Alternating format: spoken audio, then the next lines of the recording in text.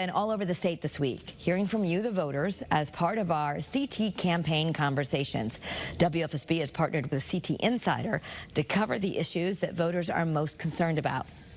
Today, we're in Torrington. Chief political reporter Susan Raff is now joining us live at the Bad Dog Brewery with what people are saying. Hi, Susan. Hi there, Carol. We've had a pretty good day in Torrington today, and some of the issues that we heard from voters today are very similar to what we heard in other towns this week. People are concerned about the economy, immigration, and also education.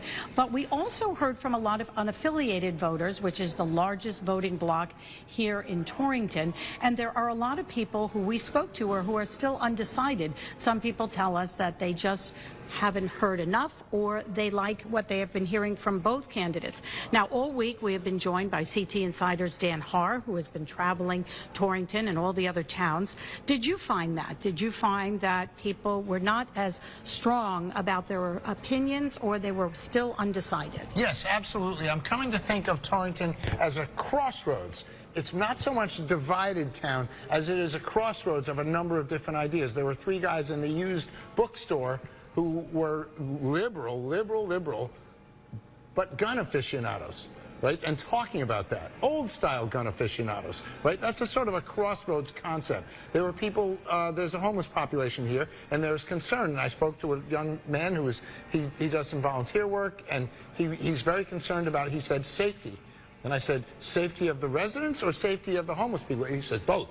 Right. Torrington has a significant homeless population, yes. And I think people here are concerned about that. And there is that undercurrent here of the sort of socially conservative, traditional voter.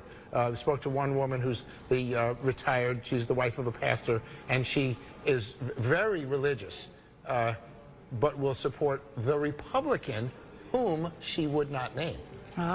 So I spoke to one voter who's an unaffiliated voter at Brink's Coffee Shop, which is a very popular spot on Main Street.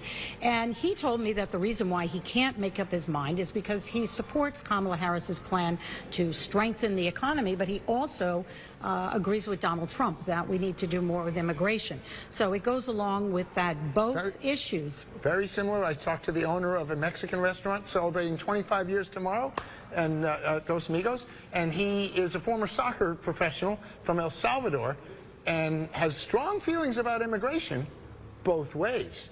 We need to get people out who are a problem, but we need to find a way to get, he's not ready for a path to citizenship, right? So that's, again, a crossroads idea. Before we go, I want to ask you, you made a prediction yesterday in Hartford. You didn't think that Kamala Harris had a chance. What do you think the outcome is going to be here in Torrington? Well, I think that Donald Trump will do less well here. It was Trump plus 11 in Torrington last time. I don't think he's going to do that well based on what I see here, but it's just, you know, we're not out on every street. No, we are not. We're getting a very small sample. The idea is to let people talk with us and listen to what they have to say. It's a very small sample. All right, well, we're going to come back at 5:30. In fact, all week, we've been encouraging people to come to where we are to have somewhat of a town hall discussion on some of the issues. We're hoping here at Bad Dog Brewery, some people will come down at 5:30 and share their thoughts with us, and Dan and I will be here, and we will be talking to voters. So we're going to throw it back to you guys. For now, we're live in Torrington. Susan Raff, Channel 3 Eyewitness News.